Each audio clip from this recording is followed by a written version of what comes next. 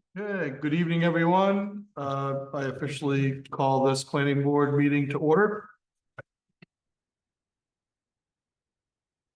First order of business would be to approve the draft minutes from September 17th.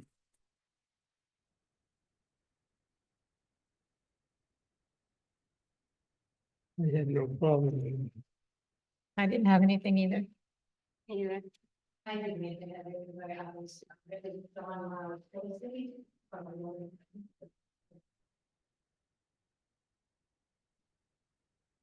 I'll make a motion to approve the minutes from September 17th as written. Second, Carter, any vote? Yes. George? yes. Yes. Yes. Yeah, abstain. Good. Minutes are approved.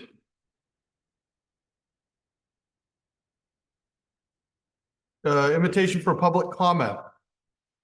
And that would be public comment not pertaining to the hearing that will follow. So it's no public comment, so this is, I'm going to open up the public hearing, the continuation of the public hearing for all-purpose storage expansion on Route 101. And we had requested at the last meeting some additional items on the plan and some soils testing and data. And so now Chuck Ritchie's here, and I guess we'll give you the floor and let you explain what you've done.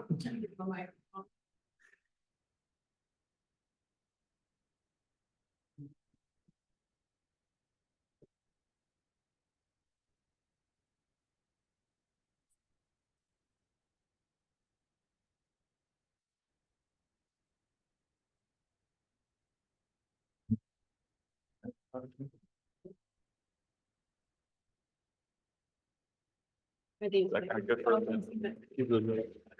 have new ones, George. Oh, is there one? New ones. These new ones are old ones. Okay. You guys. Okay, thanks. Did you guys, good evening, my name is Chuck Ritchie with Fieldstone. Did you guys get a copy of I have additional copies of the wetlands report as well if you need them. Maybe they would like one. That would be great. That they're from our Conservation Commission. Thank you for bringing extra. I brought plans, but only one copy of the report is not sent. And that's the site evaluation report from it's September 24th, or September. September 27th. Yeah, the 5 pages, couple Got it. pictures in there. great, thank you. All right, good evening. My name is Chuck Ritchie with Fieldstone. You're representing All-Purpose Storage Temple. I'd like to give a little background for anyone who maybe wasn't here 2 weeks ago. It looks like a lot of familiar faces, but 2 weeks ago we had a site walk for this project, as well as a public meeting.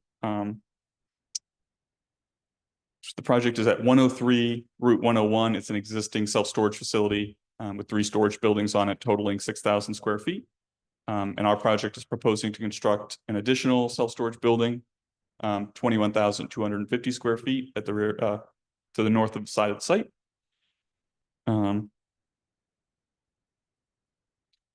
This property had in the past, I think in the late 80s, got zoning board approval to build out the rest of the site.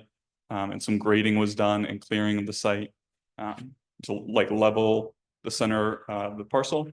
They got a zoning board approval. I'm not sure if it was a special exception for the use or what, but it's now been 40 years. So we went back and in May, I believe, we got a special exception from the Temple Zoning Board for an expansion of a commercial use for this project. Quick little briefing on there were 5 conditions on that zoning board approval. No further expansion of the site will be allowed. Maximum square footage of all buildings shall be the 27,250 square feet presented at the zoning board meeting. All buildings shall be single story. Standard hours of operation will be limited between 6 a.m. and 9 p.m. with a keypad access, and no outdoor storage of any type will be allowed. Brought this up at the last meeting, just kind of a refresher. And we also, Michael Plouffe from our office was here maybe a month and a half ago. Just at that meeting, there was a couple of questions the board had brought up. Those were fire suppression and total area disturbance. Addressed that at the last meeting. The building inspector said that as long as there's a egress to the building every 75 feet, that it wouldn't need to be sprinklered, which the building has been designed for. And the total area disturbance is 96,950 square feet, which has been added as a note to the plan, but I'll get to that in a minute. At our last meeting, there are a couple checklist items kind of brought up, requested by the board, as well as some soils mapping and test pit information that the board had requested. Notes have been added on this site plan, sheet 2 of 8, for dark sky compliant lighting. A note added for area of disturbance. And a note has been added for the building to be single story, it'll be 16 feet at the tallest point roughly. And the other one was copies of a deed from 1962 and 1957, for the two easements on the property or near the property. We performed an ALTA survey on this parcel when we originally surveyed it.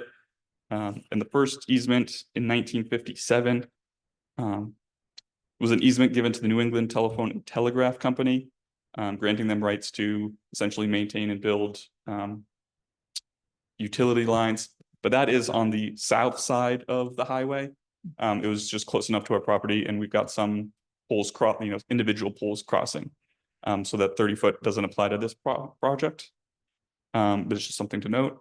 And in 1962, an easement was given to the state of New Hampshire, gave them the right to extend and maintain such slopes and embankments beyond the limit of the present highway, which just grants us the state, they can maintain their slope coming down off the road. And we're not proposing any changes besides improving this entranceway, so they shouldn't have any issues, accessing and maintaining their highway. And along with that, this project will need a state DOT permit for the increase in use on the site. The state's going to want to know that we're changing uses on their highway, basically. And then we also submitted the larger item here was a wetlands analysis. I don't know if you would like me to summarize it or read it for the record, or if the submitted PDF and hard copy is sufficient for your records. I was planning on just giving a little summary, if that's Sounds good. okay. So the board had requested a wetland scientist come out on site and just verify the wetlands and do some soil testing. Christopher Gaida from our office, certified wetland scientist and soil scientist, was out there on the 22nd, September 22nd, and he prepared the submitted letter. A little background on he had written. I'm not a certified wetland scientist. I'm just trying to give a little summary of the report. His background said, it showed just signs of disturbance, which we had seen on the site walk, including clearing and potentially recurring clearing based on the size of the vegetation on site since 1987, as well as the south side had shown signs of material being removed, and the north side showed signs of material likely from the south side being pushed in and to fill the site and create that level grading area.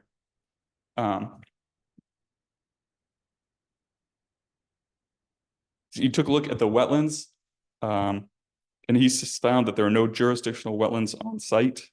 There's examples of fill piles of dirt, piles of rocks, and those are man-made ditches,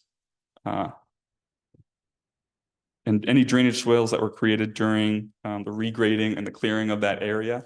They're not, the wetlands weren't there before they graded that out, so it's technically non-jurisdictional. As a definition from RSA, where was that? 582, I think it was cited in that report.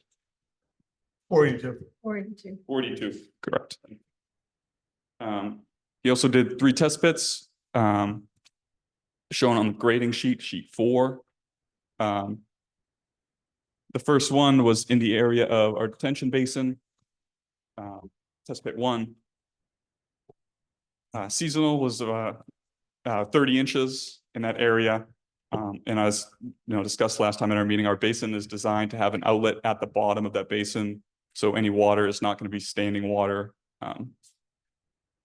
in that area.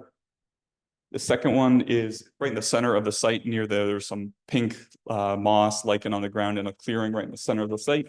Test pit 2.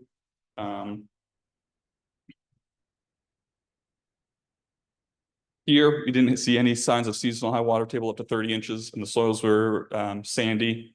I'm not sure if that had been filled or if that was a cut area, but we're not doing any drainage in that area. It was just an area of curiosity that the board had kind of requested us take another look at. I think due to the moss and lichen in the area.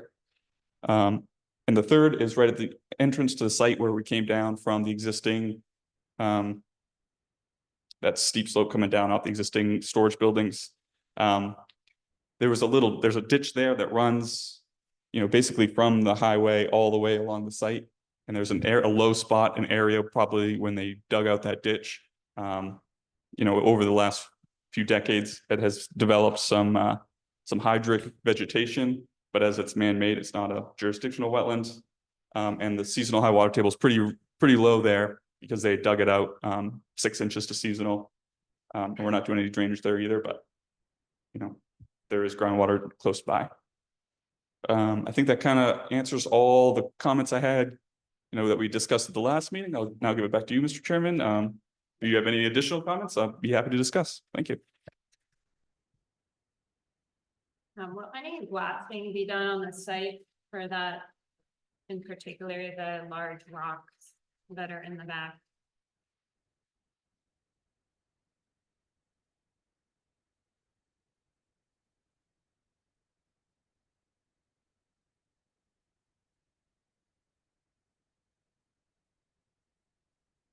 That large rock is roughly at elevation of 890 to 892, and it was quite tall, which I think is just going to be standing out of our pavement. At the finished grade here is 898. So I'm guessing there may be some, I don't know if they need to blast that rock. I'm not sure. It's just the top would come off at the minimum though.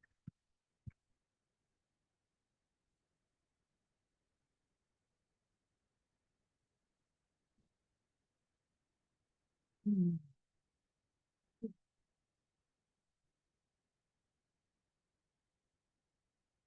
want it to digest? Yeah, I have, so I basically have a letter from Russ Huntley, our board member. He's actually at another meeting tonight. He's gonna try to make it here, but in case he doesn't, I thought I'd read what his take is on after he inspected all the everything you've done since our last meeting. So suspected wetland areas. He said, I would agree with Chris Guida's assessment of the wetland areas being man-made and exempt per RSA 482. The soils in the areas A and B, both from the logs and the photos, are pretty bright and have not become hydric. So the 3 parameters for jurisdictional wetlands are not met. And as this is intentional and man-made, I don't think it falls under section F, wetlands for disturbed sites. And then he addresses the detention basin water table. The water table being at least 30 inches at the detention pond site means, as indicated, that they would have to seal the bottom so the groundwater didn't infiltrate upward into the basin. The fact that no redox, did I say that right? Redox features, models, he said they used to call them models, were observed. The fact that there was no redox features observed and roots went deeper than 30 inches means the water table is probably deeper, but at least is below 30 inches. Fieldstone met my concerns regarding the wetlands and detention basin. I also looked into New Hampshire 2019 lidar contours, and their existing contours match up. I can't say that I have any other concerns. The site was already highly disturbed and terraced. The new site plan has been engineered to meet our regs and state regs. And that's what's something. I would like to speak to the board unless other people have questions for Chuck. Proper. You can give them an opportunity to speak and then close the hearing and then we And then we speak. Okay. can deliberate. You Sure. guys have. Go ahead. Yeah.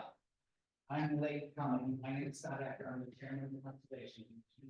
And I missed your, but this is what I wanted a couple of days later. And. Oh, yeah, sorry. Thank you, Carter.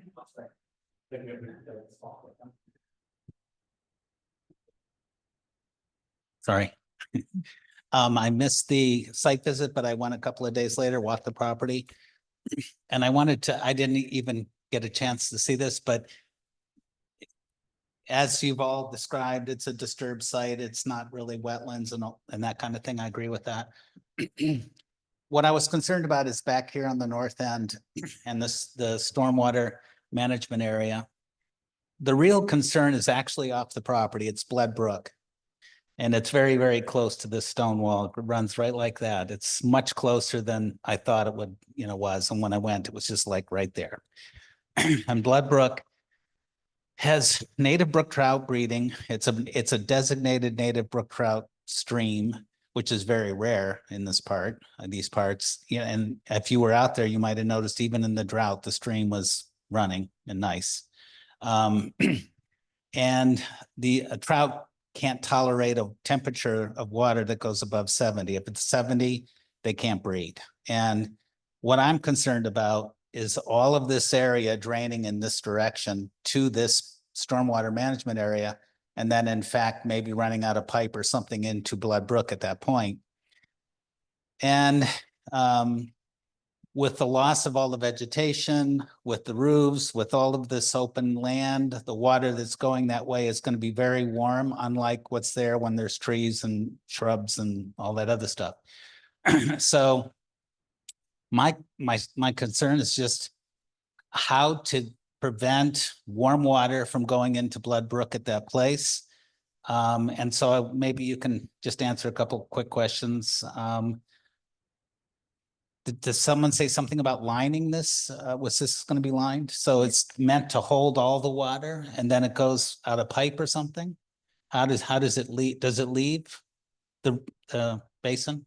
Yep, maybe give him the microphone. Oh, sorry. Sure. Yeah, so it's a detention basin right now. I don't know how far back you went on your site walk, but it's kind of ditched right there and it just kind of flows down the hill. And now we're going to capture that ditch and put it into a detention basin. With the outlet structure, there's a concrete outlet structure with an 8-inch pipe going into it at the bottom of the basin so that there's no standing water.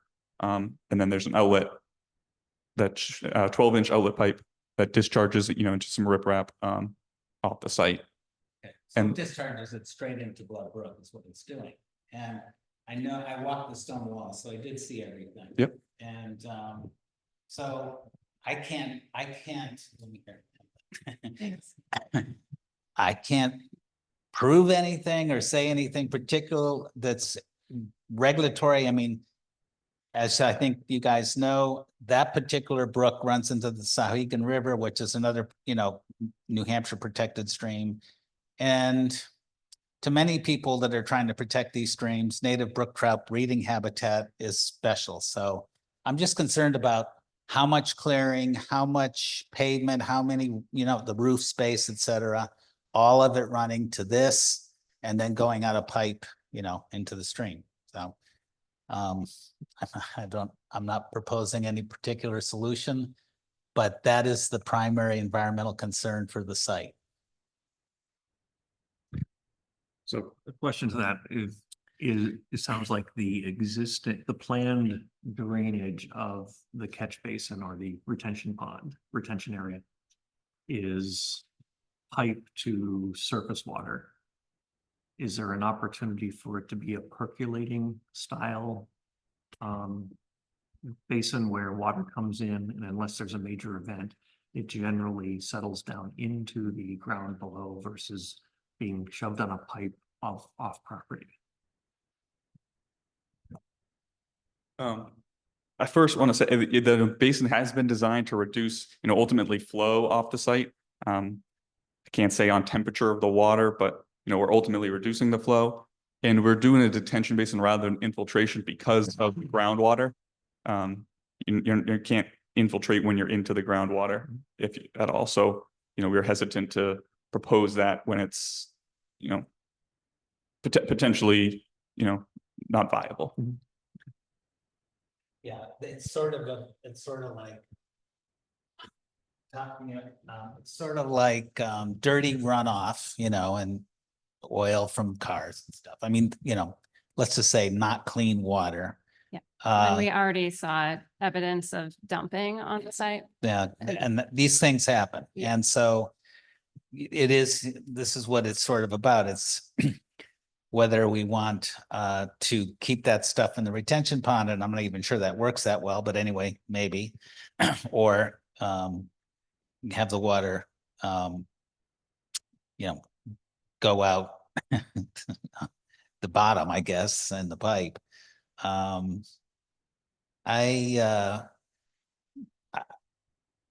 are no, I know there are no wells, right? There are no wells anywhere around there.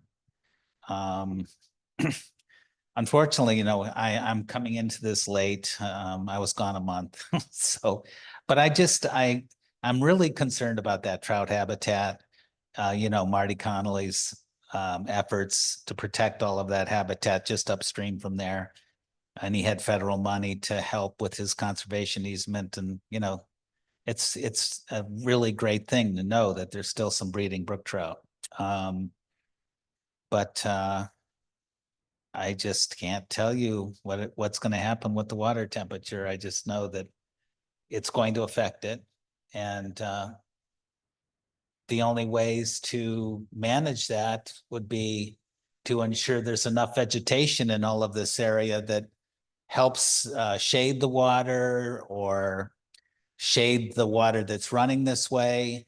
I'm curious about the tree coverage around the perimeter on your property. Are you clearing to the fence? Do you know how much clearing is going to happen with the trees and things? Yeah, it's filmed on the plane. So this is the line here, this one? Correct. Okay, so everything outside of that is still treed or whatever. Remain assets, yeah. Yeah, okay. Well, yeah, I'd see. There's, not too much down there.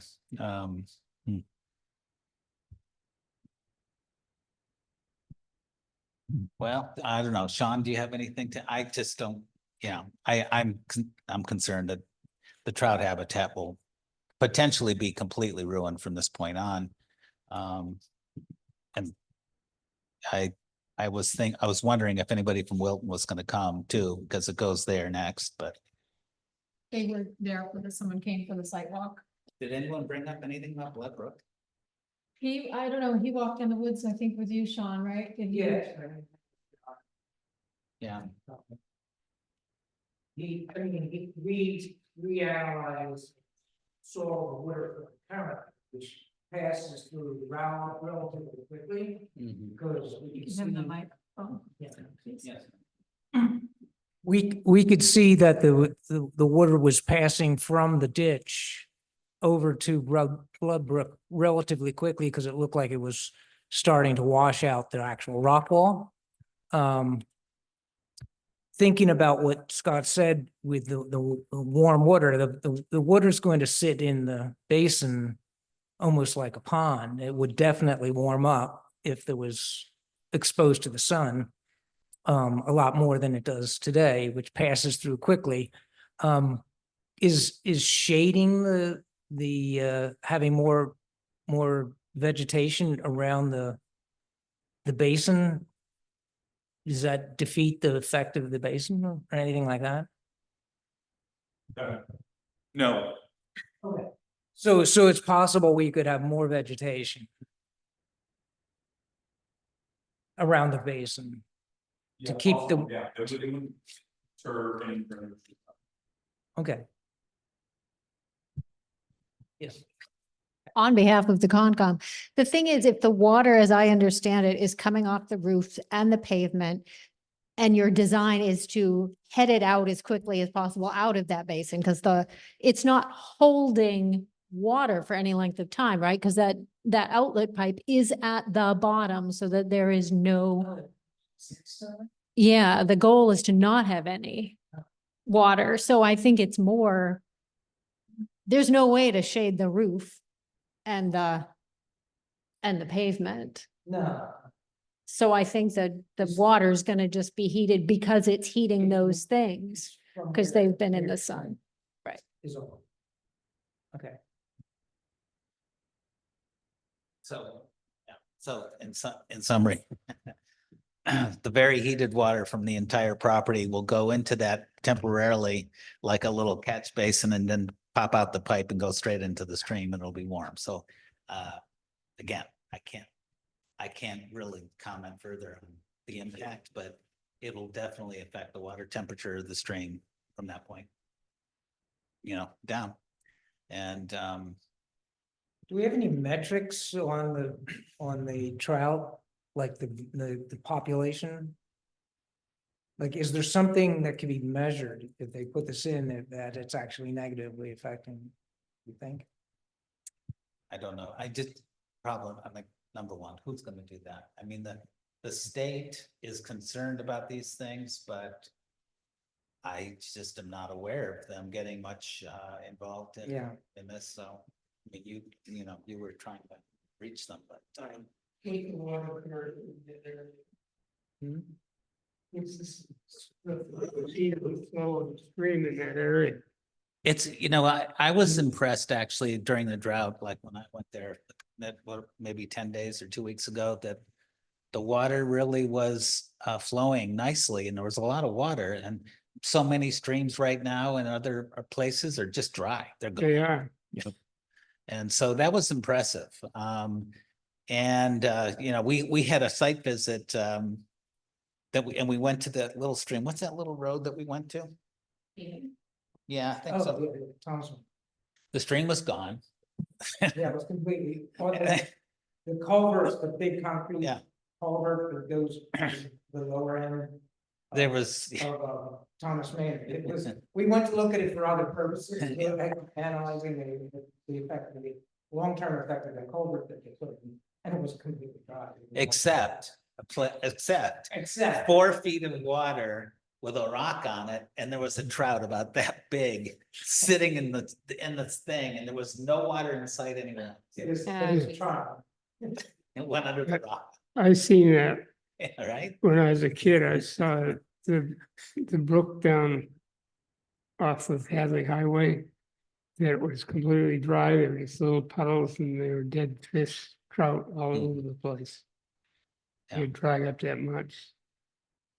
Well, But I think if this was slow moving stream, if it was like level in that area and it was slow moving out, I could see your concern for the heat, but I think that if it's moving at an adequate rate of speed, I don't see where the temperature would rise that quickly.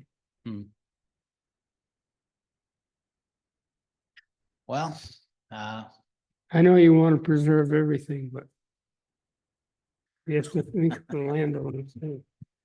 yeah. Probably the difference would be this is a quick drainage area, so there's no change unless it's raining, snow's melting. And it's the summertime rain you would be worried about, and it'd be rain that's warmer than 70 or rain that is getting heated beyond up to 70 or more based on the features of the land before it drains off. Yes. Feels like your concern. Yeah. And we're talking about a lot of roof and a lot of pavement Yeah. that water will be heated on. that's not currently there, right? Like, Correct. yes, it's still draining today, but it's not being It's heated. not being heated by those features, Right. correct? Yep. It's interesting that right down the road, there's storage units built in Wilton next to Brookside Mobile, and they're actually right on Blood Brook. Right on. I don't know what, when that's fairly new. I wonder what the town of Wilton did for that project to address that. And then, 30 years ago, Monadnock Mountain Springwater Building, there's a lot of roof and parking lot there, and that's right on the Sohegan River. 25 feet from the rivers, in the storage units of Wilton, they're right on Blood Brook. They're right on it. So it's Size of the streams, it gets larger down there. Yeah, Yeah. yeah. I mean, that would be minor impact to larger streams compared to maybe bigger impact to a small stream. There's a difference. And the trout breed up in the upper parts where that's, rocky and nice like it is. Marty's, he knows what's there. He's put a lot of effort into protecting that stream. Well, I fished it. I fished it as a kid. Yeah. Yeah, it's a And, beautiful brook.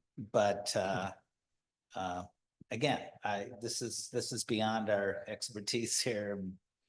And I'm not even familiar with the state stepping in on these things. I just know I saw the map and it shows the native brook trout, and it only goes, it doesn't go all the way down. It's that upper section that's important, but it goes right through there. So where does it join? I forget. It joins in West Wilton, is that right? It joins the Temple Brook over there, like right down on that spot in West Wilton. Yeah. I think so. Yeah. But anyway, yeah, it's fast moving, but it's not that big. And there's already a lot of runoff going there without pavement and new roofs and things. So it will be a very bloody sort of situation. And they probably have concerns that it's an awful lot of water going into that retention pond, and they, I assume they've calculated the pipe to make sure it doesn't go over the top, the berm.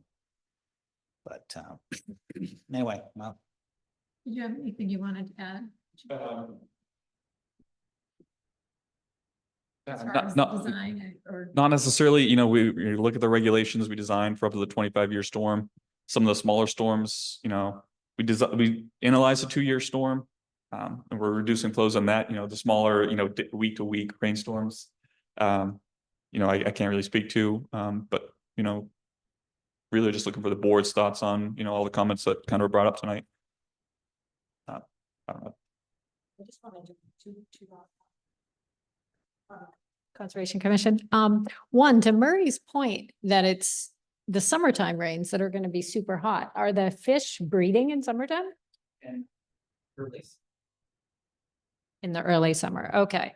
The other question I just wanted to ask that, because it's one of those common things, is having impervious or not impervious, pervious pavement instead of impervious pavement. So at least all the, water that would hit the pavement would soak in and it would just really be the roof. So I don't know if that's an option. We typically don't recommend pervious pavement. It's just 1.5, it's much more expensive. It requires more maintenance. It's hard to recommend, tell our clients that they have to do impervious pavement and maintain it. When we're doing all this other stormwater. But it's, happy, the board has anything they'd like to say.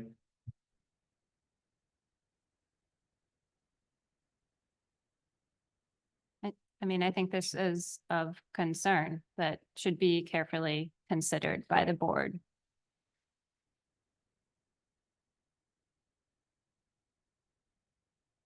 Because there's no going back. Once that is in place, it affects, Blood Brook permanently, and you cannot get back to the current state.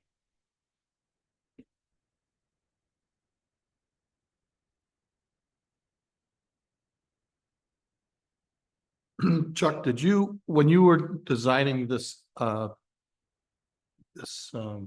detention basin and the exit point for the water,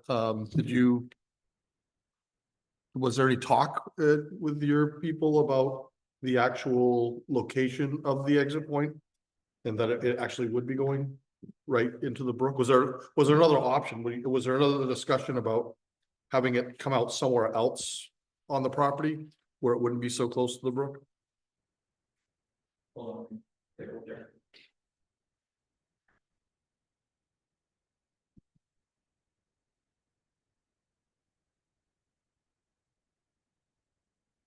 Yeah, so we typically outlet at the lowest point. You know, it's kind of, doesn't make sense to outlet higher up on the hill. And that basically that whole stone wall at the back of the site there, north side of the site, is all converging to a low spot on the corner. So looking at it from an engineering perspective, that's where it makes the most sense.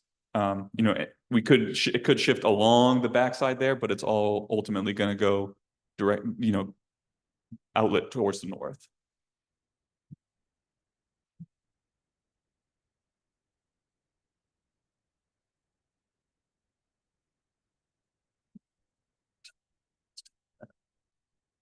That way. From what I saw, I mean, that is the closest point to the stream, where the pipe is gonna be. And I like the idea of the pavement that percolates into the ground, because once it's in the ground, it'll cool again. It won't get hot. Right. I have no idea how much these things cost or any of that, but I am certainly more of a fan of having the water stay on site, go into the ground and go that way. There are no wells around there. And I don't like the pipe at the very, very closest point, shooting the water out of the bottom of that pond into the stream. It's almost like the old days where you put a pipe in a business and it goes into the stream. And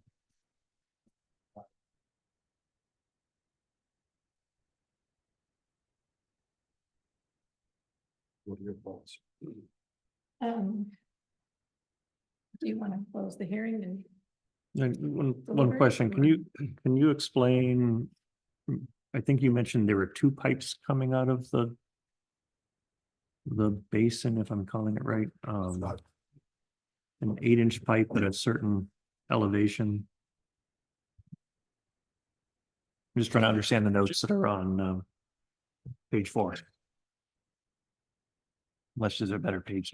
I'm going to kind of show the detail here. Okay. Page 7 shows our construction detail in conjunction basically with that grading. So that outlet structure is like a 2x3 concrete, essentially catch basin, square catch basin. Yep. You've got your existing grade here, a small little indent, so just so that soil, sediment doesn't go directly in, and then there's a 8-inch pipe right here at the bottom of our basin. Yep. And then there's a larger outlet pipe, 12 inches at the same elevation, with a sump in the outlet structure that outlets. And then you've got the rim, which is like in larger storms. I think the 25-year storm might just hit the rim of the outlet structure up a couple feet. Okay. So there's an 8-inch hole in the culvert in the outlet structure that the water goes in, and then a 12-inch discharging that Discharge water. hole. Okay. If that makes sense.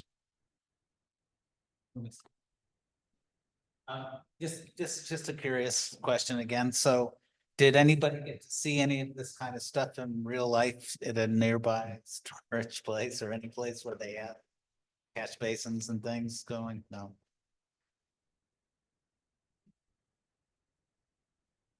And I think like what you said is it's designed specifically to prevent water from percolating.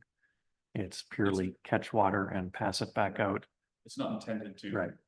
With the opportunity for some sediment capture in the. And some will infiltrate, just naturally, but it's not Not a lot. It's that. I mean, this is sort of classic, runoff into a stream. Okay? Like in the cities, you see these things now that say the storm runoff is not going into the ocean. You know, they say these things all over the towns near the sea and things, so. I just, it's not great that probably polluted, water is just going straight into the stream. Especially that stream. Is there a design implementation or regulation that prevents this from being a percolating kind of drainage system, much like what we see, much like you see around highways where water comes into a basin, yes, there is a drainage if it hits the very top or gets close to the top before a spillover, but essentially it's designed to sit there and gently percolate out. The reason for the detention was the seasonal high water table in the area. We're thinking like 2.5 feet, give or take in the area. So that's why it was designed as a detention basin. And the soil, the ditches on site, they show shallow seasonal and, some soils that may not be great for infiltrating.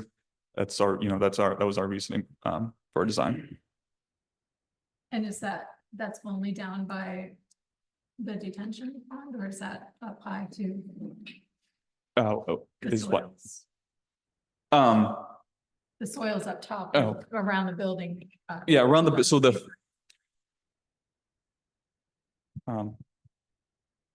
so we had test pit up here. This was in that area that was very shallow seasonal. Yep.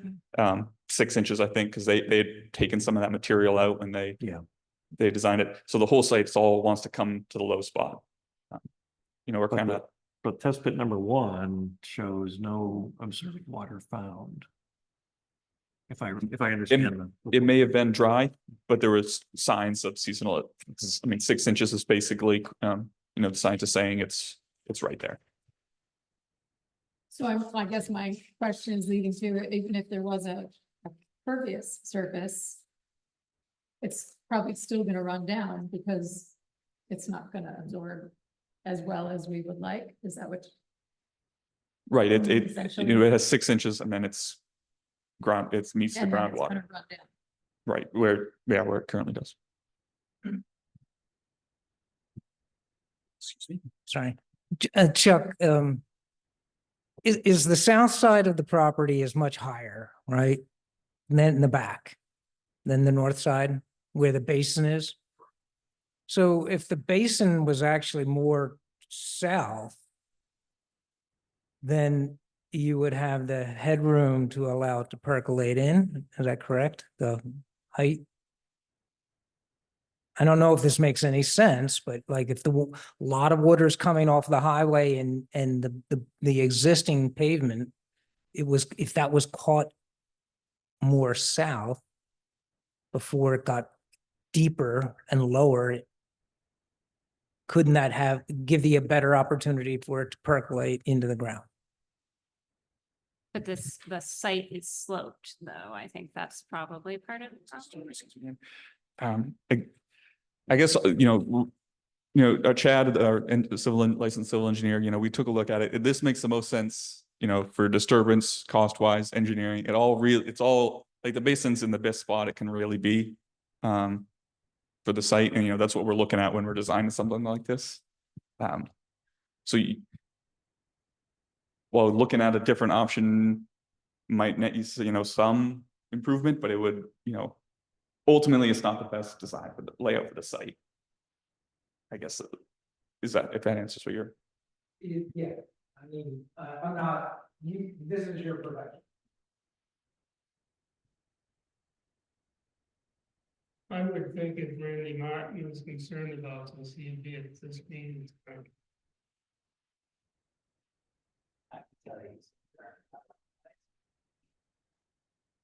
You didn't talk to him? What did he say? He says that it would be bad for the brook trout if that water is going in. He wanted to come, I think, but he's not getting around as much as he used to. Marty or Randy? Marty. Oh, I think he said Randy Martin, right? This is Randy Martin. Oh, I think so. Flyway Farms owned all this land, or buddy. Why would he be so concerned?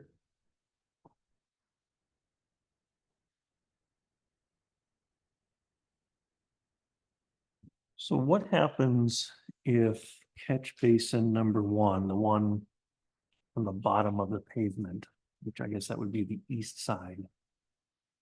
What happens if that isn't installed? Would surface water just sort of run down the slope to the east and have more time to cool before it gets to the brook?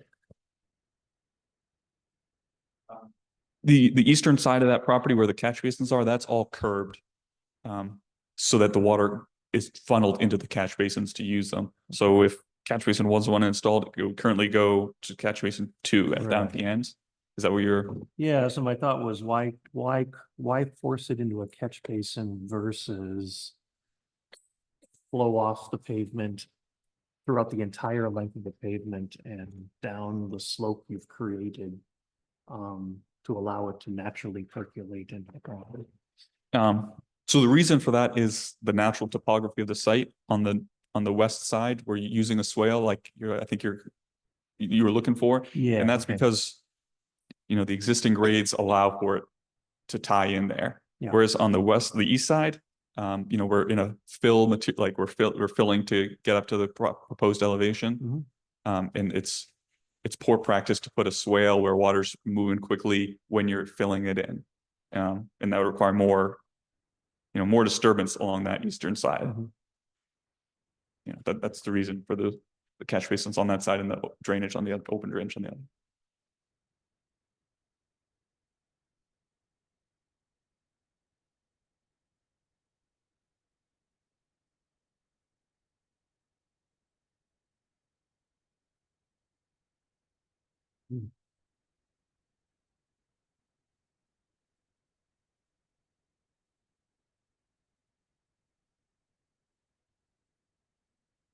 Okay, does anybody have more questions for Chuck? No.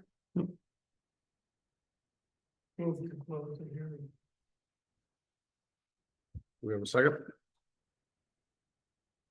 Sure, I don't know that we need to vote on it, but. Oh, okay. Yeah, okay. Yeah, so, all right, I'm gonna close the hearing portion of this meeting. And now we'll discuss the merits of this and. I would like to speak to the board about this proposed project specifically, on a different topic, not water. So we can move off that for a minute, but I really don't feel that this project aligns with our master plan vision. And I want to read part of our vision statement to you guys. It says home businesses should be allowed and encouraged. Other businesses which have scale and impact compatible with the town's rural character should be allowed when authorized by special exception. I don't believe that this project aligns with our town's rural character. There is no benefit to the local economy. Nobody is going to be employed at this business. We will not be providing it's not a gathering place for community. It's a storage facility. And as Bruce has already pointed out, there's one right down the street in Milton. There's a giant one in Peterborough. We have an existing storage facility. It's going to be generating traffic from out of towners. It's going to be generating people that are on the property without supervision because there is no staff on site. I don't believe that this is necessary in the town of Temple. I don't believe that this board needs to approve this project or should. And we've already heard reasons other than this of why it's a bad idea for our environment and for our town. It's not, a gathering place for community. It's a bunch of storage buildings. This isn't going to benefit the town of Temple. you know, that's essentially the message. And I had wanted to share that last time and it kind of got lost, but I just don't think that we need to proceed with this. And yes, there was a special exception done in the 70s, and that was a different circumstance. We have a corporate owner out of Nevada who's expanding storage facilities all over New Hampshire. If you Google them, all-purpose storage, they're doing this all over the place. In Swansea, they're trying to put it through their planning board. You know, this isn't a standalone thing. We do not have to approve this. And what's next? Are we just going to turn 101 into a bunch of corporate office buildings and storage units in the town of Temple? I just think that we should all carefully consider this before we agree that this is good for our town.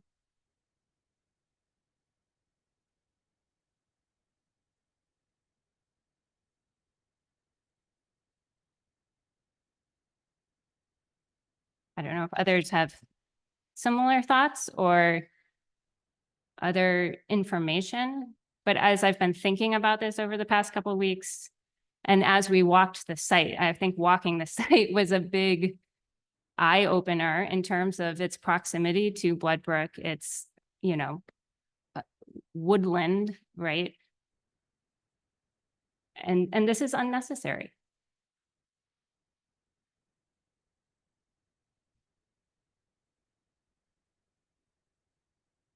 I can briefly comment on that. While I agree with a lot of the points that you've made, Carter, I agree. I'm not sure we need this in Temple or that it aligns with rural character. I don't see that holding up if it were legally challenged in a court. I think the environmental concerns are serious enough to look at. But the rural character argument is it wouldn't hold up in court. And they have submitted everything we've asked for. So, you know, legally, I do think we need to proceed one way or the other. Well, I've been on the planning board for over 20 years now. And members of the planning board always want to see any new construction happen along the 101 corridor rather than Route 45 or the Wilton Road. I think it's allows us to collect taxes on it, helps out a little bit. They're not gonna be putting any kids into the school system from the storage facility. And I just think that it would be a proper thing to do. So I have to agree with Christine. So the zoning board in 1987 granted the special exception for Donald Anderson to build the existing units. And at the time, they had a proposal to do exactly, well, not exactly, but similar, and that's why they cleared the land. So it's nothing new on Temple. As far as, you know, they approved it. And then just recently, our zoning board of adjustment just granted a further exception to build these units. And our job as a planning board, we were tasked to actually do the site plan for the job. So that's what we're doing. We're looking at the site plan. I don't think it's our job to say that this project shouldn't happen. It's our job to figure out a way to make it happen because it was granted a special exception. But for our needs to be, our concerns to be met. So I don't know that, I agree with a lot of what you said, Carter. I just think that, I don't think it's our job to, at this point in the process, I don't need legally to pump the brakes and stop this from happening, but we can look at, like I said, our concerns. I don't know if you wanna. Carter, I concur with you on it doesn't meet the master plan vision and the character of the town that we're trying to get, but I'm not sure that's our jurisdiction. It's really more of the ZBA's in this case, I think. Well, our jurisdiction is our master plan, and that the plan of the town aligns with that, and this is part of it. So I do believe that they are related. I am concerned about the irreversible impact on, the stream that is off the property and the effect of drainage on someone else's property and downstream from that point. And I don't see a reasonable solution that's been offered to mitigate that concern. There could be ways of reducing the size of the project to minimize that, Sure. allow some more local vegetation and areas for things to percolate where it makes sense. That doesn't make sense on a lot of the property apparently, but Right, but if the size of the building were reduced and there is more vegetation buffer between that and Brook, that would allow the runoff to be cooled potentially. yeah, if it came out into not at the edge of the property to the nearly steepest portion of the slope direct into Brook, but it came out at a area that had less of a slope and maybe was graded to allow some natural percolation for most storms. And granted, there has to be an exception for the big storms that can't be handled, but Overflow. for most things, I think that would be a more palatable design, in my opinion.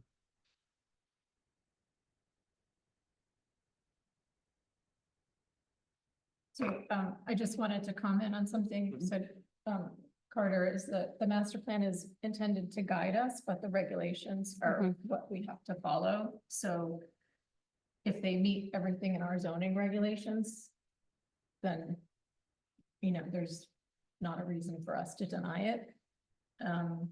But I do think we do need to consider the impact to the natural environment, because that is in our zoning regulations.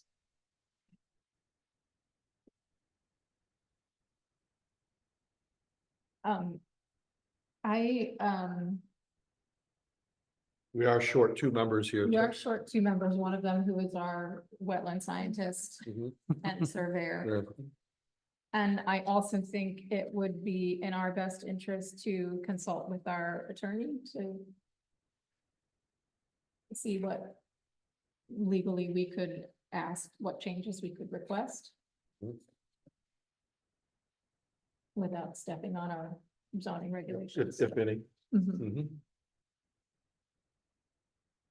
That would I be- agree with that. And so I hate to do it to you, Chuck, but I think we're gonna continue. Continue the hearing. And I don't know, I mean, we say our next meeting 2 weeks from now? Do I need to request one or? No, you don't need to request. No, No, no, it's. I think that's the direction we're going. I think it's Yeah, what we need to do. I do too. Yeah, I didn't know whether we'd be voting tonight. Anyway, but I think we're certainly not now. Okay. In light of comments from board members and from conservation. Can we get something from you guys in writing? That would be great. Does that sound reasonable to you, Carter, and to, Yeah. see what our options are? Should we vote on that? Sure, so a motion to continue to hit the hearing to the next meeting? Do we have a second? Second. Carter, how do you vote? Yes. George, how do you vote? I vote yes. Yes. Yes. Okay. What's today? You got a flare. It's the It's first. Tuesday, 2 weeks from today. 7 o'clock, 2 weeks from today. Yes. Today's the first, I think.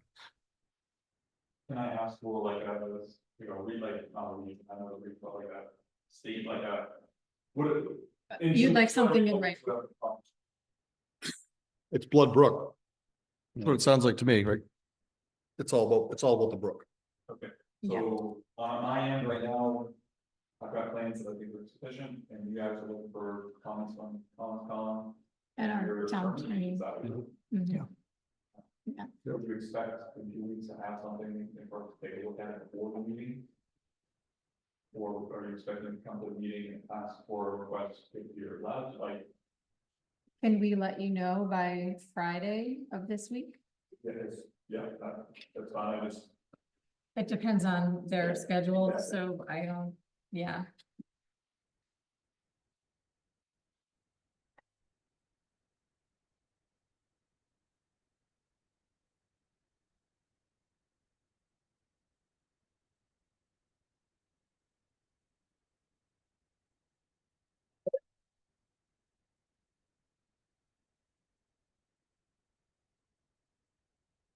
In the meantime, if you have any other ideas on how to mitigate, I guess I'm looking for something specifically from the board as to what, yeah. let you guys weigh in on thoughts, opinions. And Yeah, I wish that Russ was here and Jim. And particularly Russ, but Yeah. You brought up some good points about trying to get something that would percolate, some sort of a, Mhm. or maybe, and maybe there could be 2 retention ponds. Yeah. 2 different locations, or maybe it ultimately might have to be that the building needs to be shrunk. To be able to do this. I don't know the answer, that's, we're just, it's all. We're just. I'm Right. trying to come up with a way to. Just to. Make this work. Address everyone's concerns. Yeah, Yeah. in an ideal world, in a standard rainstorm, water doesn't flow off impervious surfaces into a pipe, into a basin, instantaneously into a pipe down to the steepest slope into a brook, Mhm. but has some way to pause, percolate in if practical. There's some areas where I think I heard there is an area of the seasonal high water at 6 inches in one area, but other areas it was 30 inches 30, or yeah. greater. So there may be an opportunity there to try to get water flow versus water flow into the property versus off the property. Okay. Which is- I'm looking for some, hopefully by Friday, Yes. what the board is requesting, what the board. Yeah.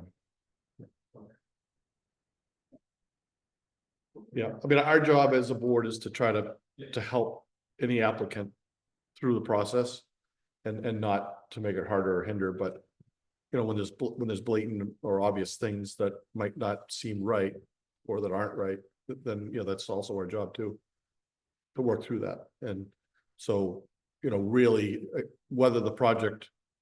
Should have been, the exception should have been granted by the zoning board of adjustment or not, isn't really have anything to do with us. They made their decision and they approved it, so.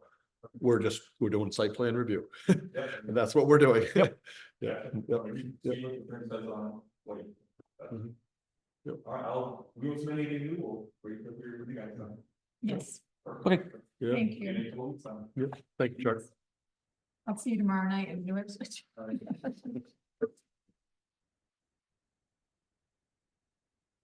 Hey.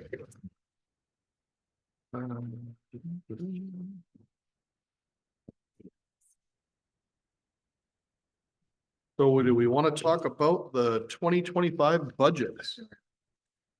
Stop at.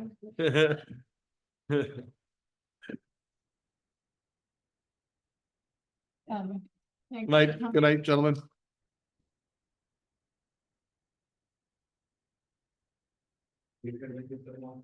Probably not, we don't really have a crowd. So I have new versions of the budget to hand out. I went down to the town office today and met with Tara, who's the town bookkeeper. And got some detail. And discovered there were a couple things that were not where they should be, so. You can disregard the old one, and this is the new one. We still use that. No, I have a new one. Oh, okay. but- Yeah. Yeah, thank you, though. So, we'll just go over the lines. So the first three lines are all for the planning board clerk. And generally what we do is we just send a note to the select board asking them to include the planning board clerk in whatever they do for salary increases for town employees. So we generally ignore that unless there's some reason why we feel that she needs a different percentage of increase. Down to townwide, or sorry, printing and advertising. That line is used for the newspaper notices. And as you can see in the note, generally we collect the fees from applicants, so there's always an income to balance that expense, so it's a wash. There is a discrepancy of $10 for this year, and I think that happened because we had originally scheduled the Quinn and Oxman hearings to be on the same night, and then we ended up moving. And the second notice that was written was a little different than the first, so we quoted him the first price, which is what he paid, and the actual cost was $10 higher. So we lost $10 on that line. Under dues and subscriptions, that includes the books that we ordered. We got 2 paper copies this year and 1 electronic copy, so that was $36. And then the other expenses for Dropbox, and there was a credit for that. Was there some introductory offer? I don't know, Carol asked me about that, and I couldn't find it anywhere in the Dropbox, like on the dashboard about the account. I didn't have any emails about it, Hmm. so I don't know. So we'll just take the credit. So, but typically that is $199 a year. So for planning purposes, we would put in $199. And then this year we ordered 8 books, which would be $84. So that's, I would propose for that one, 300. Just, that would just cover our expenses. Instead of 100, it'd be 300. Yes. And then for printing and advertising, sorry, I didn't say that, but I thought, keeping it the same just because it's a wash anyway. We never know how many applications we're gonna get. Training and seminars. So this included the Right to Know workshop that Kathy and Jim went to. Then the dollars and cents one that I attended, which was 25, and then the NHMA conference that Carter is attending. And by the way, I've decided not to go to that second day. Okay. Yeah, and it's silly that they charge so much. They were gonna charge, yeah, we tried to get the 2-day rate versus the 1 day for one person. Yeah. Which was a lot more. And they wouldn't give it to us, so for me, it wasn't, to me, it wasn't worth it. It was only a couple of sessions that I thought looked interesting, but nothing that really would benefit, so. So I'm not gonna go. Okay. So that one, I think we could probably bring that down to 400, but I'm open to other suggestions if we want to go even lower. How many seats are up for election in 2. 2? Okay, so you might have, 0, 1, or 2 new members Right, that may or may not need education. So right, that's about Yes. normal, so that's okay, yeah. right. You want to drop it to 400? Drop it up? I think we Okay. can. Yeah. Yep. Office supplies. We don't generally get any, so we could make that $1 just to hold the place, should we need it in the future, or we can leave it at 100 in case something comes up. Any thoughts? I'm okay with $1. Yeah, well, that's good, yeah. Less is always more. Mhm. Postage, same thing as the printing and advertising generally, although there was a couple of things I think that were sent this year, but Mhm. there should be a wash for that, except that we do not charge the full certified mail rate for subdivision applications right now, but once we update our subdivision application, we will. Mhm. So that should be a wash. Mhm. So leave it at 350 for now. Yeah, I would Yeah. just leave it at 350. Yep. Then professional services, this is the one that we use for tax map updates. I have the list, there's about 10 right now, so generally what we do is we send this to the company that updates the maps and they give us a quote. And then that's what we put in for that line. I had 2,000 as a placeholder because if you look historically of what it's cost us every couple of years, it's usually not more than that. It's usually between 15 and 18. So we'll have to wait until we get an actual number for that. And then the last one is this planning board legal, which you can see we were pretty well under this year. We will expect to use them a couple more times this year, obviously after tonight. Is that Driscoll? Yeah. Yeah. Yeah. And for any new, if we get the grant, we can use some of that money to cover legal expenses for any regulations that we present related to the grant, so we shouldn't need more. So I would propose reducing that to at least 1,500, or yeah, 1,500, but we may be able to go even lower than that. But 1,500 felt safe for me, Not 2,500. not 2,500. I don't think we need that much. Yeah, 1,500, okay. Everybody else okay with that? Yeah. So I think Russ has been handling the tax map communications now, so I'll just double check with him on getting the quote for that. Please. Yeah, for the tax map. And then I'll update this based on what we just talked about, and we can look at it again at our next meeting. Christine, I think Russ had mentioned doing some of that tax map work himself, and would we pay him to do that? And Yeah, I that think it count? was talked about being a subcontractor. But yeah. We I'll- wouldn't can need ask him. to, He was gonna redo the. yeah, like the alignment of map. it, Yeah, right? this is to make changes based on the new subdivisions. Yeah, Yeah. but we don't want to add anything to cover that for next year. Right. Well, that's a good question. Yeah, Do we need to add more in? or would he, I don't know when he would do it, if he would have time this year. Right, I'll ask him. Yeah, Mhm. Good point.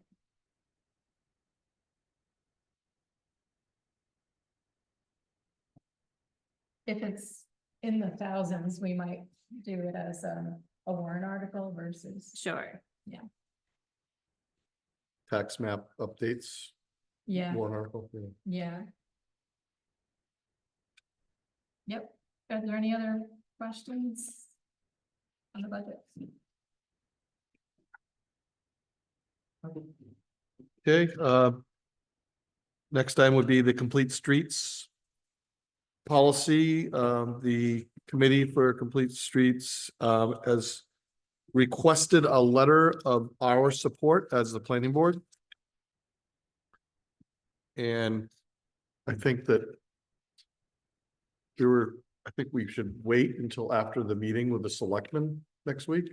Right, so I See- invited Lillian to come to tonight's meeting. She was not able to, but she did say that they are presenting to the select board next week, so there'd be more detailed explanation at their meeting next week. I'm not able to go to that next week, so I'm hoping somebody else can attend. George, did you want to talk about that, or you want to wait till Tuesday's select board meeting? Wait, yeah, okay. Yeah, I heard one. Rooms on, some. And one person in particular said that to in the event of an accident, town would be held very liable. Yeah, I heard that too. So Yeah, yeah, so it'll be an interesting meeting I Tuesday. don't think that's Mm. fact-based Yeah. information, but I will say that I looked at other towns. You know, Troy's is 1.5 pages. Peterborough's is 4 pages. I talked to a guy that all Sarsfield's is Boston lost his business.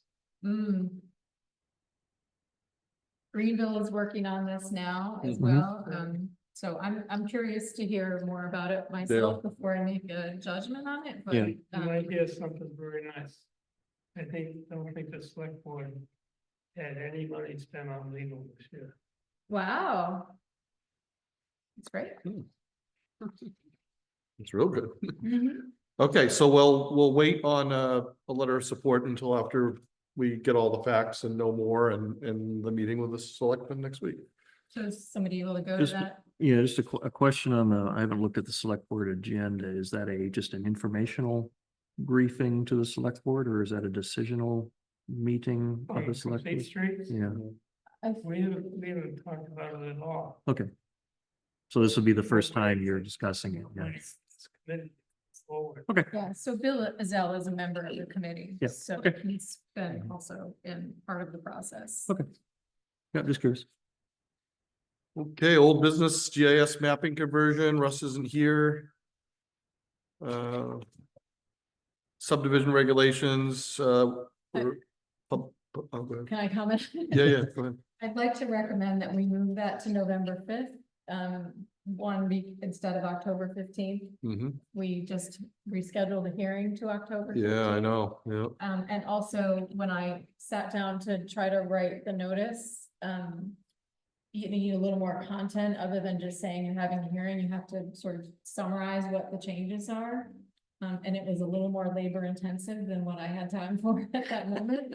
And I also would like to work with somebody on it, perhaps Russ, because he was been the keeper of the document. So I want to make sure that we Mhm. get accurate information out for Mhm. people to be able to comment on it. What date do you want that hearing? Well, I was gonna shoot for November 5th. But I will confirm that with Russ to make sure he has time to meet and to go over it. All right. I don't hear any objections, so moving on, so I signed the HOP application that you had drafted, Yep, Christine. sent it in on Monday. What else do we want to talk about with it? Well, the other thing I have for that is I do have the zoning amendment calendar. Or if we're going to present things in March. We have 4 meetings. That we could have hearings. These are our meetings and these are the dates, so we have to schedule the first hearing by January 10th. And our meetings are January 7th and January 21st, which really wouldn't give us any time to schedule a second hearing in January. Because the deadline is May 3rd. Yeah, to have the last hearing, and our meeting in February is February 4th. So we have to have the first one in December, which would be the 3rd or the 17th. I don't know if the 17th is too close to holidays, but Yeah. we could shoot for the 3rd, and then if we're not ready. Well, I mean, I guess, so this is the time where we would actually talk about our ideas about what we wanted to do for zoning changes. Yeah, I for one would like us to propose a zoning change to eliminate double the acreage size for detached ADUs. And was that one for parking we wanted to do? as well? yeah, so they're actually conveniently on the same pages. So this is the ADU zoning, and the off-street parking is the first one on this page that I highlighted.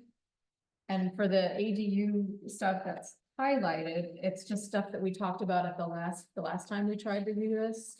So not necessarily, I'm making any recommendations on them, I'm just highlighting them because they came up in previous meetings. So, we don't need to necessarily go over it in detail now, but I think we should be thinking about it. Yeah, time's gonna fly pretty quick. Come Yeah, back yeah. with some ideas. So should we put this on the agenda for next time? Work session session, Yeah. on zoning amendment, Yeah, possible zoning Possible. possible zoning, Potential zoning amendments. yeah.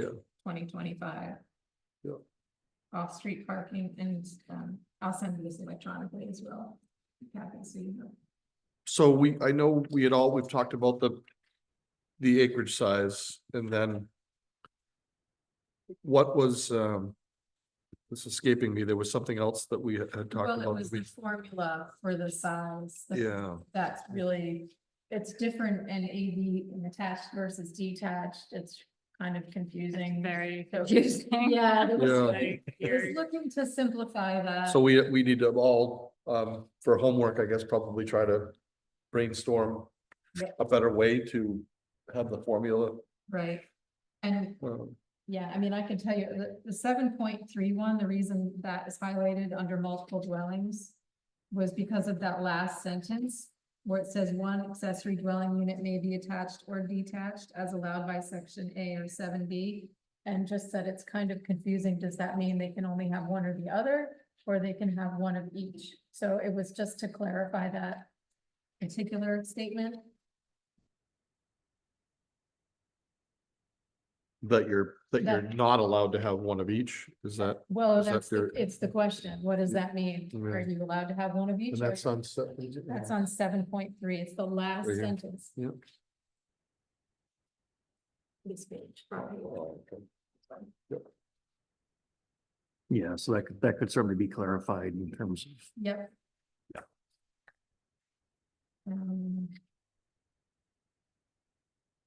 I don't know why I highlighted 7, 8, 10. Yeah, so I would interpret this that you're only allowed to have one or the other. Right, but I think our attorney said it's not clear. it was not clear and it could be interpreted the other way. So we need to just clarify what we mean by that. I also thought the attorney said that we shouldn't have percentages. Yep. And limited to so many square feet or. Right, right.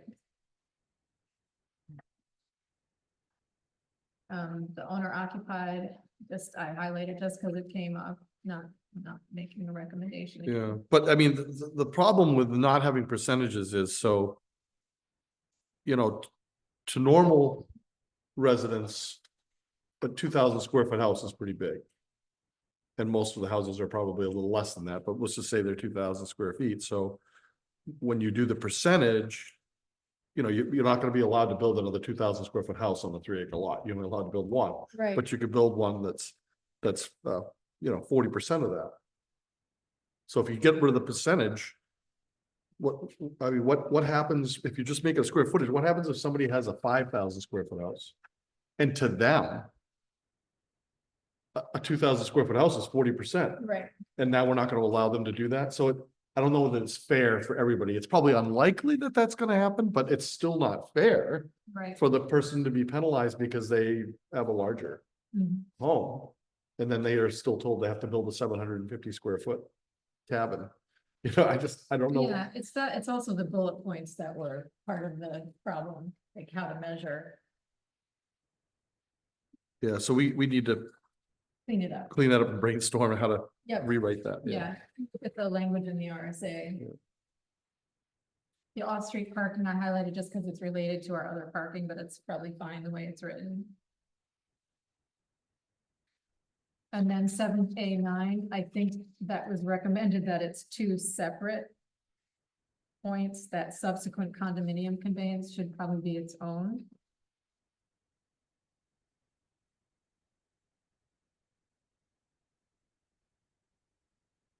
I don't think that was it. So the question is. When the voters go to the booth, how many questions do we want to have? Yeah. Because the more you have, I think is probably not a good thing. Yeah, If we could keep it. Yep. Narrow it down to 2 or 3. Mhm.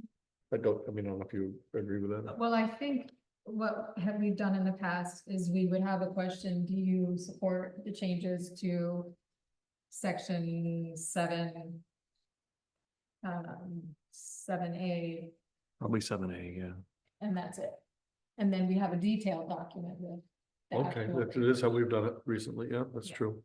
Yeah, so you could have, They wouldn't let us do that last year for They some won't reason. let us do them all at one. All at once. Yeah, they couldn't Okay. couldn't be one question for 4 different. Got it. things. It had to be one question for each Right. section. so you could have a question that cleans up things for an attached. Mhm. You could have a question that cleans up things for detached. Right. You And a could, question you for- could potentially separate out the lot size change to a separate question. You could. And the parking to a separate question. Depending on how, I would look at that as depending Parking how, would Definitely be separate. 'cause Yeah, it's a different you're section. right. the just thing just to think about is, say we make some clerical changes to the calculation in both A and B. A passes, but B fails Right. because of Right. of right, mixing in the lot size, then you've Mhm. got two different calculations in two different areas, so. Right. It could be. There could be, I'm just thinking of a way to plan for Right. different Right. outcomes. Yeah. So the parking, a space for at least 4 cars, so didn't the state pass 2. 2, right? Yeah. The state RSA though applies to multifamily. It doesn't apply Oh, to to ADUs. ADUs. So the ADU thing, we only require 1 additional spot for an ADU. This Right. off-street parking for 4 is for everybody. It's for a Single family house. standard single family house, yeah. Yeah.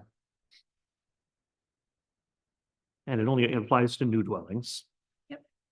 And one could ask, is that a impediment Mhm. to economical development? And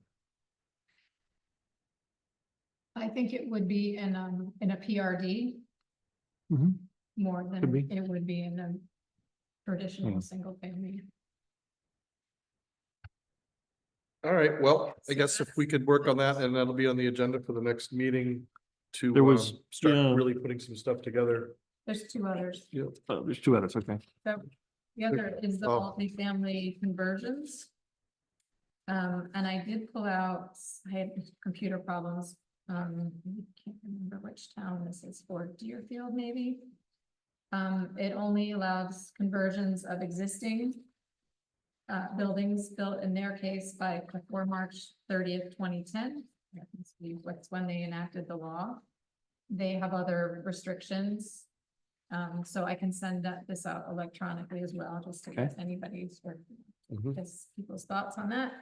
And then the other one is just to clean up that Board of Adjustment, one that passed by petition last year, which doesn't comply with the state RSA, or it's just the alternates Mhm. are appointed, not elected. So we will need to get legal advice on how to Sure. word that, to clean it up. Unless they tell us we just leave it the way it is. Yeah.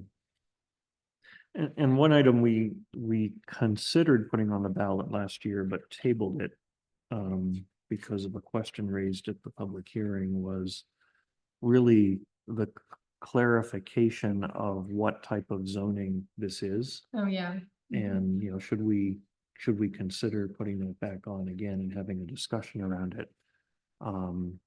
Basically clarifying that, like 75% of all towns in New Hampshire, this is permissive zoning. If it's in here, it's permitted. If it isn't, it's not. Just to prevent someone coming in and not understanding our zoning, before making an investment in the town. And I wasn't at the public hearing where there was an issue brought up, and Mhm. we didn't have a second one to address it because we were all set. Right, we were all So, sick for the second, yeah. I just wondered if it made sense to consider that in the future. I mean, I have a feeling we'll have the same conversation.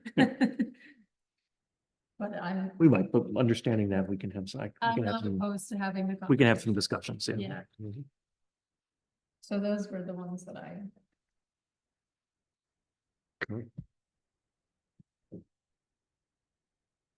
That's it. All right. Do we want to work on the population, housing, and economic environment chapters of the master plan now? I mean, I didn't have any new changes to population and housing after the latest update. I don't know if anybody else did, and I Okay. only had 2 typos under economic environment, so I feel like unless other people have major concerns, we should be able to do it quickly. Mhm. If everyone's had a chance to Yeah. review it. Yeah, I read them both today. All my changes are formatting and typos, so I don't have any, like, Yeah. Yeah. the actual content is fine, it's just minor Same. updates, Yep. which I don't know, like, do you want me to give If you those could- to you, or? If you want to tell me now, or you want to email them, that's either way is fine. Sure. I think I didn't double check, but did you confirm that the links were working for you? Because they hadn't been working, the links in the documents. Carol said they worked for her. They worked for her. Yeah. Okay, that's odd. I'll check again, but they weren't working. In population and housing on page 3. Table 2. In the center, it says percentage change by decade. I think that should be centered. Very clear, but Sorry, I didn't hear you. in those table 2, where it says percentage change by decade, Mhm. should that be centered like all the other Oh, text? centered. Okay, yep. I think. Maybe. I think it's centered over the It might be years. centered there, and maybe that's fine. I don't know. Just looked off. Yeah. Yeah, no, it does look a little weird. Okay,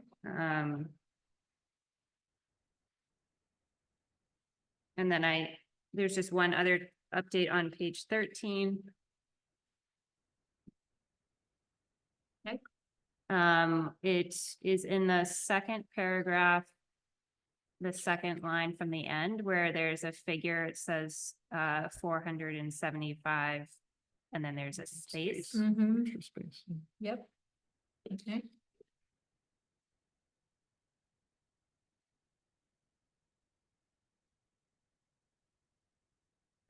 No, and everything else got updated, so. okay.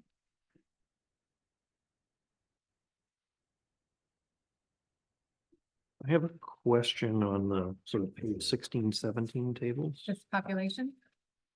It's housing production targets.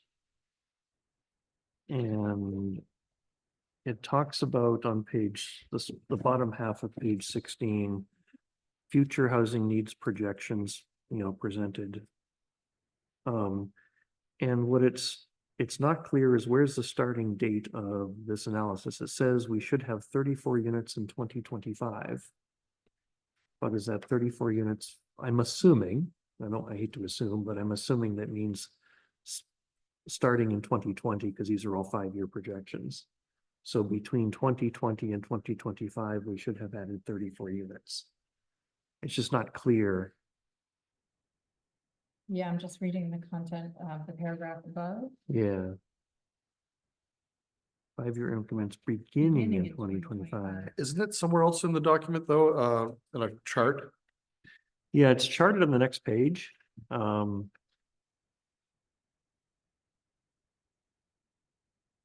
Yeah, But it says in 2025, we should have 34 units, but it's not clear whether that's completed by 25 or that's the goal between 25 and 30. And then, I think it's like now, yeah, this, and then by 2030, it's 61.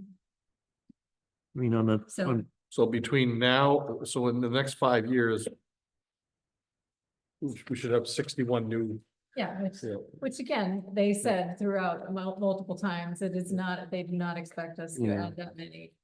there is a reference on page 18, the second line on page 18 to our target in 2025 is 9%. In 2020, the share was 6%. So I'm kind of guessing. Oh, you're on, Yeah, this is page 18. my 18 is different than your, oh, Nope. my page is backwards. Oops. Sorry, my bad.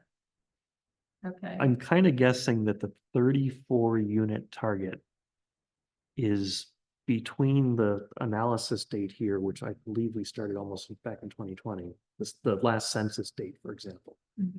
So between 2020 and 2025, we should add 34 units.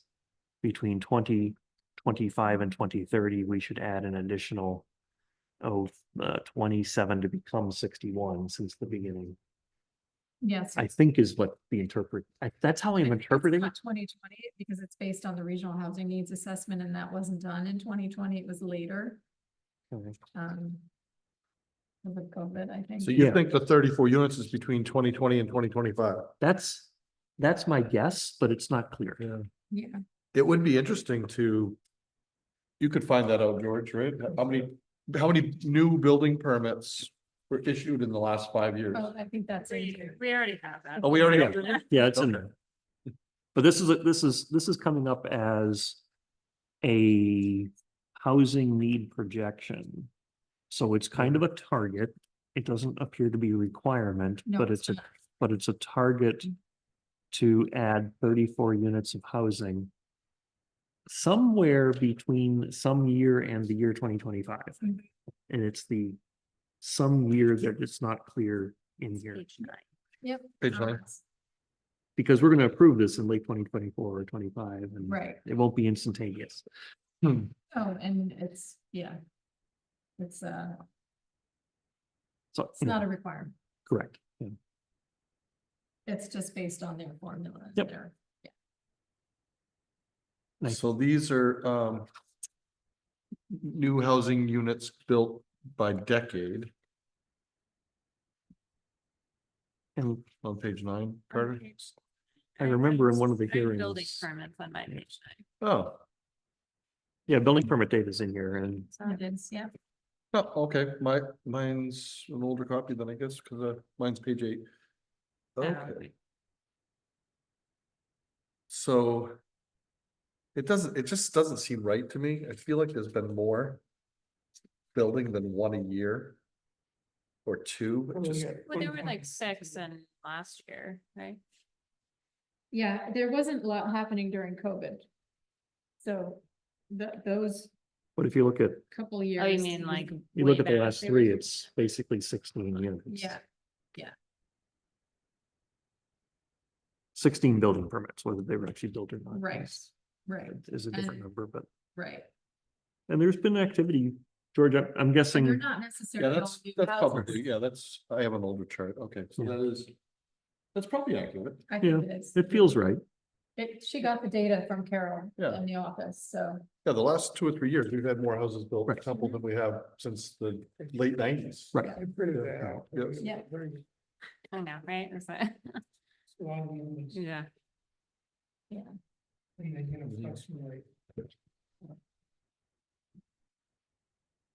Anything else? in Okay, that no, relation? that was a good question. What's the starting date? I remember in the discussion, I think it was 2020 was a baseline they just grabbed. Yeah, And every 5 years after, it's just not clear in this section. That's all. Mhm. Everything else looked fine. anything in economic environment? Do you have typos? Yeah. Oh, not many. Um.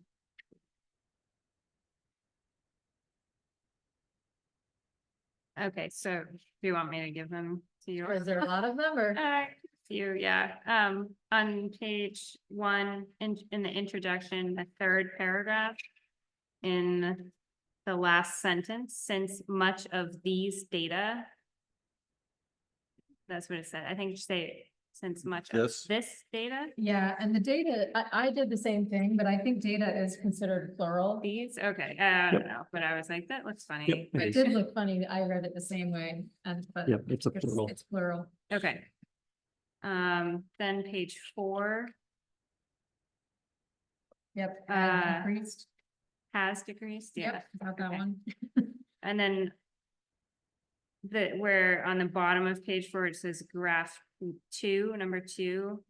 And I feel like it should say the following illustrates the Mhm. percentage of, is not there, workers within each industry type comprising. I don't know, it just, the whole sentence read a Yeah, little reads odd. funny. Mhm.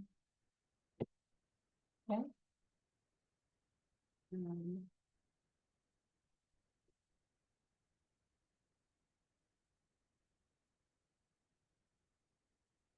Okay, and then page 7.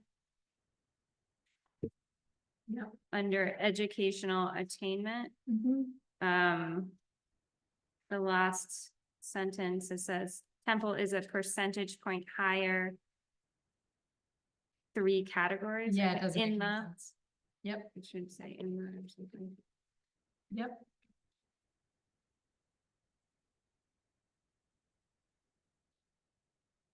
And page 9.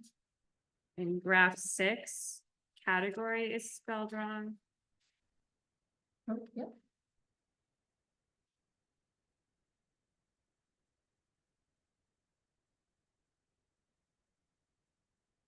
And that was it.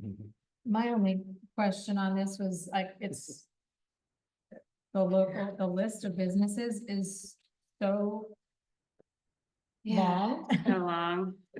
And like, does it need to be? Does I it don't- need to be does it there? need to I be have the there? same. I mean, I I don't think it's know. cool to have the categories and the number, but maybe not list every single one. I don't know how others feel. I think it's fine to take it out because it's gonna be changing and like. We're gonna update the master plan, the businesses will then change, Change. so yeah. like. Maybe it is the categories, And then the number of principal and the number of home base. That kind of thing. Or maybe you want the type also. yeah, Okay. yeah, I don't feel like it's adding anything. Right. I don't know how, that, I thought the same thought, but I don't know. Do you all agree, Bruce and Murray and George? If you like having the list. You have the right one. Yeah, I don't, I have, Here, This is the list and, I have, well, I do have that, it's in here, at the end, right here, oh yeah. it's just, it was the draft before. Mhm. Which So I thought it's- was funny is to look at this Yeah. and see 1, 2, 3, 4, 5, Right, 5 companies in 19. In the, or 2003, right? yeah. So. but even this list probably isn't It's not, exhaustive, right, so. right.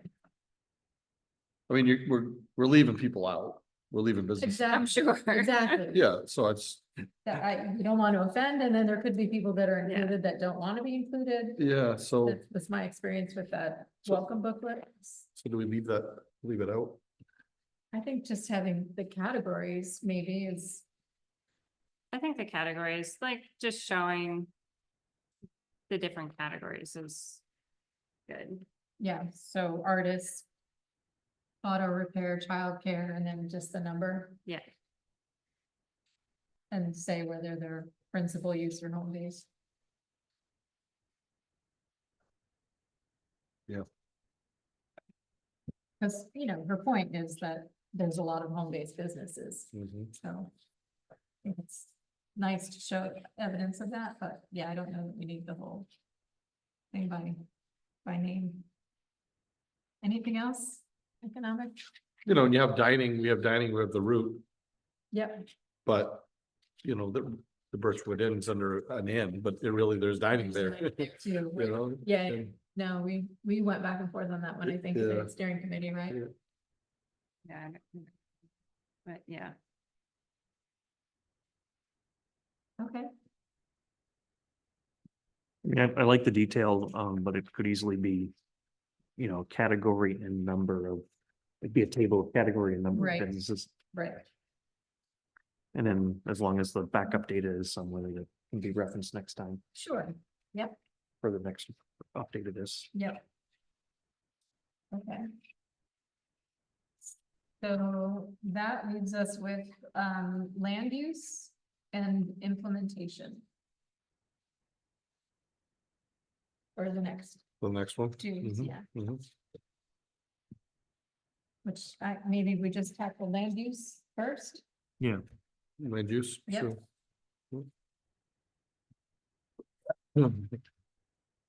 So this one here. So for the next meeting.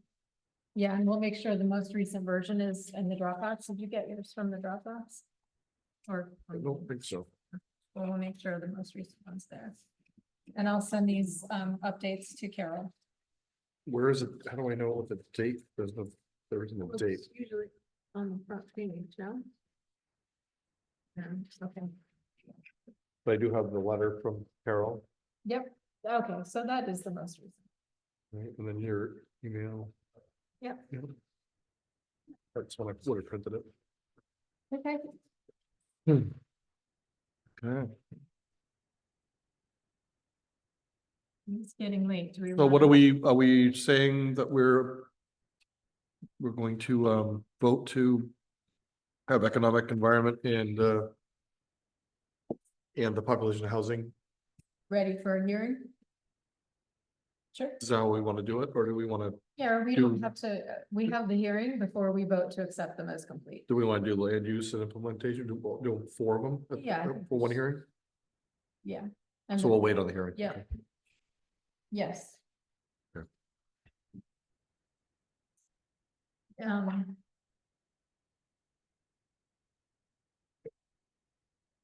I'll let you chair the meeting. Yeah. Okay, so we're gonna wait, so we're gonna do land use on the agenda for work session for the next meeting. Yep. And so driveway regulations, it's getting pretty late. Do we want to? So just a quick question. So you emailed this version out, which I was able to print.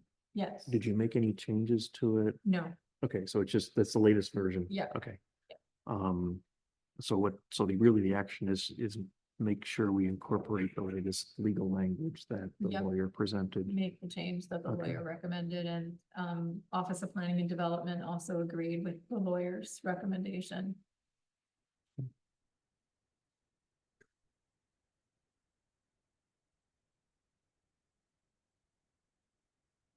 So that would be the next. All right, this helps. It puts it all in one spot where it was all scattered. Yeah, no, I before. wasn't gonna do any editing because you have the master. Yeah, okay. So we have 3 work session items for the next meeting, one being zoning amendments. And then the land use chapter and driveway regulations Yeah, and hearing. and the hearing. Yep. So never a dull moment. Busy. Okay, other business, The only, you want to talk about the yeah, the New Ipswich. Ipswich project? Yeah. They're meeting tomorrow night. They did send out the traffic report and among other things included in that document. I don't know if anybody had any questions or comments, anything you want me to bring to them. I did talk to Bill Izell. I think I emailed the whole select board, no? I think I did with the report. I think it went to everybody. Yes, I think- think I. Yeah. Yeah. I think it showed that the traffic, 0.5%. That's what I gathered from it. Yeah, minimal. 5% gonna go towards Temple, on Boyd Yeah. Hill North. Yeah. I also talked to Kent Perry today. He was down in the office when I was doing the budget stuff and he agreed. He said, didn't think he had any concerns, and he said he has been maintaining the road all the way to the town line. And, you know, he said people are not gonna wanna drive on that road, but he is maintaining it. This road is a better road than. That's what he said. Yeah, that the Temple side is in better condition than the New Ipswich side. Mhm. Well, the big concern was gonna be Amazon and FedEx The and delivery trucks. delivery trucks Mhm. coming through. Right, right. I don't understand why Northwich didn't make them pay that. You know, Temple was gonna do a subdivision, we'd have to pay them. Give it a- yeah. So does anybody have any questions or concerns about the traffic report I- you'd like me to take to the meeting, or? I didn't get a chance to read it, so that's in an email. It is. Okay. That's, yeah. Welcome to take this if you want. Okay. I'll get it paper. Some updates, legislative updates, I didn't watch that Yeah. webinar, so, yeah. I feel like there was one that was noteworthy, but I Yeah. don't remember what it was. So tax map updates, we kind of talked about that already, didn't we? I'll take another look Yeah, at the yeah. legislative webinar. Okay, well, does anybody have anything else? Make a motion to adjourn. Second, All right, Carter, how do you vote? Yeah. George? Yeah. Yes, yes. Yes. okay, meeting adjourned.